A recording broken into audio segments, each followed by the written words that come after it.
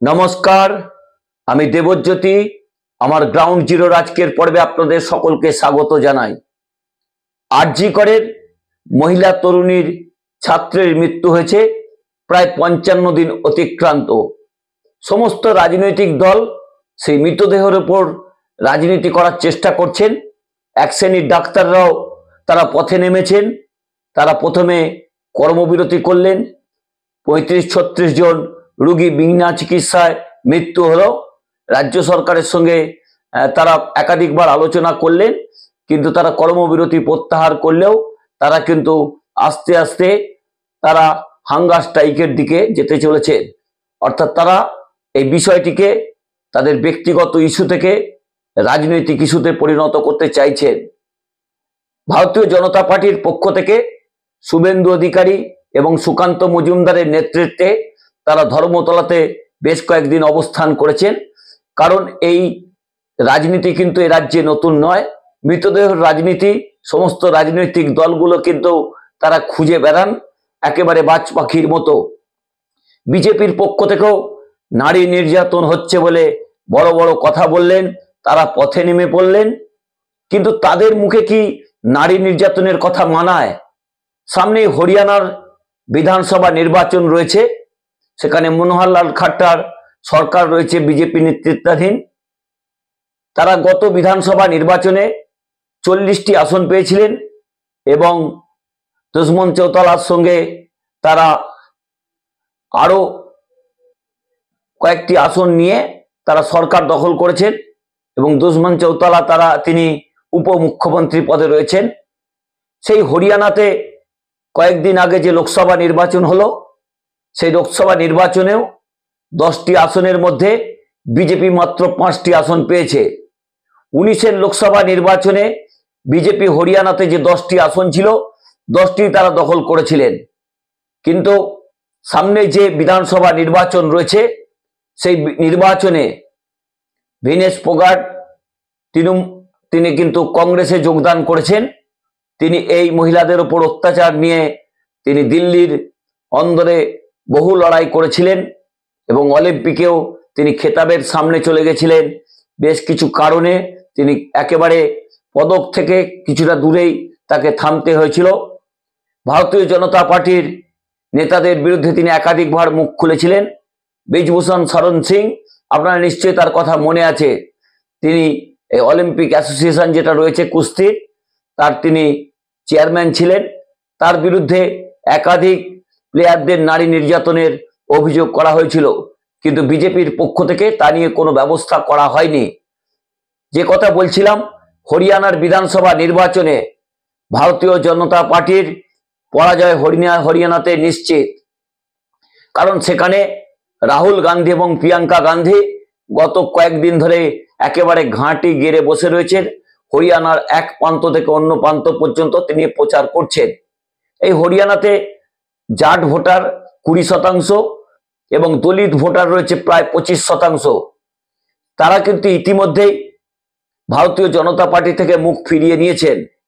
কারণ হরিয়ানাতে যেভাবে সরকার চলছে, একের পর এক দুর্নীতি সামনে এনেছেন। কমিশনের একটা রাজত্ব চলছে, কংগ্রেসের পক্ষ থেকে সেই প্রচার করা হচ্ছে।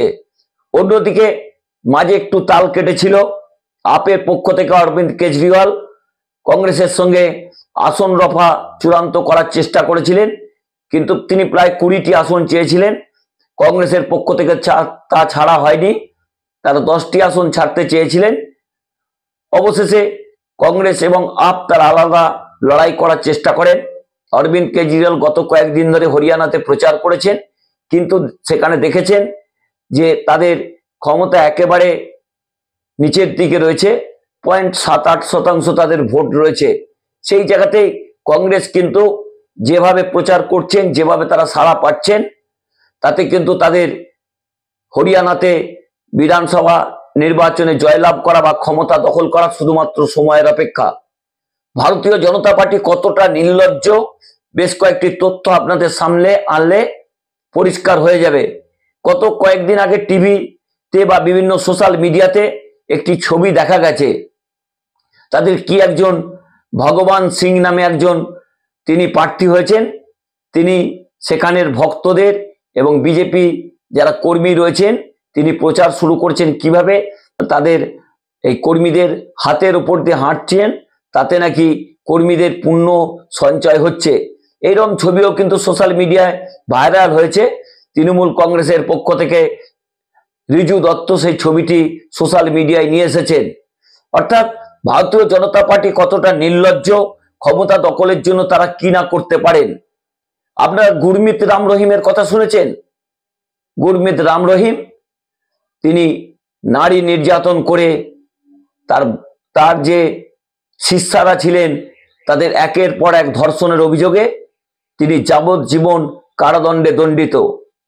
যখনই বিধানসভা নির্বাচন আসে, এই গুজরাট বলুন, হরিয়ানা বলুন, দিল্লি, তখনই তাকে কিন্তু প্যারোলে ভারতীয় জনতা পার্টি মুক্ত করার জন্য যত রকম ব্যবস্থা করতে হয় তত রকমই ব্যবস্থা তারা করেন। হরিয়ানাতে দলের উপর ভরসা নেই, তাই তারা আবারও এই গুরমিত রাম রহিমকে আবারও প্রচারের মুখ করে প্রচারে নেমেছেন। অর্থাৎ যে ভারতীয় জনতা পার্টির এ রাজ্যের নেতা শুভেন্দু অধিকারী, সুকান্ত মজুমদাররা নারী নির্যাতনের কথা বলেন এবং দীনেশ ফোগাটরা যেভাবে এই বিজেপি নেতাদের বিরুদ্ধে নারী নির্যাতন এবং লাঞ্ছনার অভিযোগ করেন, সেই জায়গাতে গুরমিত রাম রহিমের মতো একজন ক্রিমিনাল এবং ধর্ষককে তারা হরিয়ানাতে প্রচারের মুখ করেছেন। মনোহরলাল খাট্টার সঙ্গে বিভিন্ন জায়গাতে তিনি প্রচার করছেন। অর্থাৎ ভারতীয় জনতা পার্টি যারা এই নারী নির্যাতনের কথা বলে তাদের এই মুহূর্তে চুপ করে থাকা উচিত, মুখে লিকোপ্লাস লাগিয়ে তাদের এই মুহূর্তে মুখ বন্ধ করা উচিত, যাদের নারী নির্যাতনের বিশ্ব রেকর্ড রয়েছে যেসব নেতাদের। কারণ দেখা যাচ্ছে ভারতীয় জনতা পার্টির যারা সংসদীয় গণতন্ত্রে বিশ্বাস করে নির্বাচনে লড়াই করেন তাদের প্রায় 34% বিরুদ্ধে খুন এবং ধর্ষণের অভিযোগ রয়েছে। সেই ভারতীয় জনতা পার্টি তারা কিন্তু রাম রহিমের মতন একজন ধর্ষককে হরিয়ানার নির্বাচনে প্রচারে নামাচ্ছেন। কতটা নির্লজ্জ হলে এই রকম একজন ধর্ষককে তারা প্রচারের মুখ করে সামনে আনতে পারেন তা নিয়ে কিন্তু প্রশ্ন উঠছে। অন্যদিকে দুষ্মন্ত চৌতালা তিনি কিন্তু ভারতীয় জনতা পার্টির হাত ছেড়েছেন। তিনি মায়াবতীর সঙ্গে হাত মিলিয়ে এই হরিয়ানার নির্বাচনে লড়াই করছেন। অর্থাৎ যেভাবে বিজেপির বিরুদ্ধে কংগ্রেস একক শক্তিতে লড়াই করছে তাতে কত সংখ্যায় তারা পৌঁছাবেন তা নিয়ে কিন্তু ইতিমধ্যেই বিভিন্ন রাজনৈতিক বিশেষজ্ঞরা অঙ্ক কষতে শুরু করেছেন। ভারতীয় জনতা পার্টির নেতারা যে ক্ষমতায় থাকবেন না তা কিন্তু পরিষ্কার, কারণ তাদের দলের মুখ নরেন্দ্র মোদী বেশ কয়েকটি সভা করেছিলেন হরিয়ানাতে, কিন্তু দেখা গেছে সর্বসাকুল্যে কোথাও 10,000 কোথাও 12,000-এর বেশি মানুষ কিন্তু উপস্থিত হননি।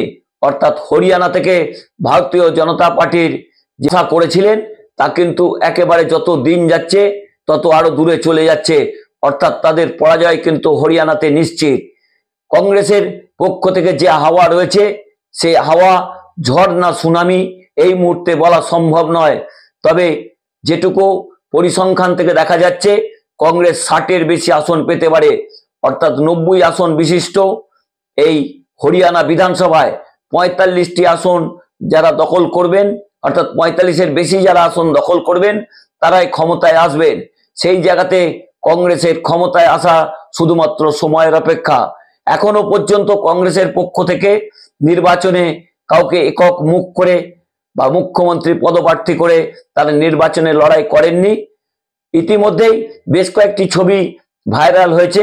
একটি ডাঙ্কি বলে একটি সিনেমা বেরিয়েছিল শাহরুখ খানের, তা নিয়ে কিন্তু রাহুল গান্ধী গত কয়েকদিন আগে তিনি এক বিদেশে গেছিলেন। সেখানে হরিয়ানার যারা মানুষ রয়েছেন কাজের জন্য গেছেন, অর্থাৎ ডাঙ্কি বেশে যারা কাজ করছেন, অর্থাৎ পরিযায়ী শ্রমিক বলে যারা কাজ করছেন তাদের সঙ্গে তিনি সেখানে যে কথা বলেছিলেন এবং সেখান থেকে তারা অনুরোধ করেছিলেন এই রাহুল গান্ধীকে যাতে হরিয়ানাতে যে তাদের পরিবারের সঙ্গে তিনি দেখা করেন। সেই মতোই কিন্তু রাহুল গান্ধীও হরিয়ানাতে সেই পরিবারগুলোর সঙ্গে দেখা করেছেন এবং ভিডিও কনফারেন্স করে যারা বিদেশে রয়েছেন তাদের সঙ্গে যোগাযোগ করে হরিয়ানাতে ইতিমধ্যেই একটা জনসুনামি কিন্তু তিনি তৈরি করতে পেরেছেন। সেই জায়গাতে রাহুল গান্ধীর দোসর হিসেবে প্রিয়াঙ্কা গান্ধীও গত কয়েকদিন ধরেই হরিয়ানাতে পড়ে রয়েছেন। আগামী যে বেশ কয়েকটি নির্বাচন রয়েছে, যেমন ঝাড়খণ্ডে নির্বাচন রয়েছে, দিল্লিতে নির্বাচন রয়েছে, এছাড়াও বেশ কয়েকটি জায়গাতে নির্বাচন রয়েছে, সেই জায়গাতেই ভারতীয় জনতা পার্টি কিন্তু একটা অশনি সংকেত পাচ্ছেন। হরিয়ানা যদি তাদের হাতছাড়া হয় তাহলে কিন্তু আগামী যে বেশ কয়েকটি বিধানসভা নির্বাচন রয়েছে সেখানেও কিন্তু বড়সড় বিপদের মধ্যে পড়বেন।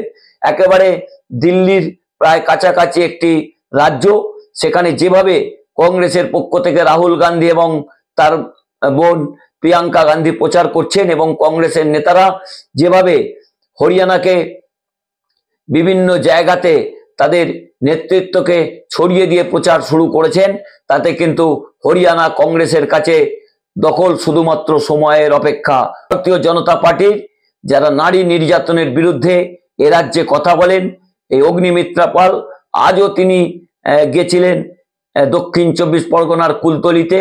একটি ন্যাক্কারজনক ঘটনা ঘটেছে, একটি নবম শ্রেণীর ছাত্রী যেভাবে খুন ধর্ষণ করে তাকে প্রাণে মারা হয়েছে, তা নিয়েই কিন্তু বিভিন্ন রাজনৈতিক দল সেটিকে রাজনৈতিক হাতিয়ার করার চেষ্টা করছেন। সেই জায়গাতে যারা নারী নির্যাতনের বিরুদ্ধে কথা বলেন, সেই বিজেপি নেতাদের আর নারী নির্যাতন নিয়ে কোনো কথা বলা উচিত নয়, কারণ গুরমিত রাম রহিমের মতো একজন ধর্ষককে তারা হরিয়ানার নির্বাচনের প্রচারের মুখ করেছেন।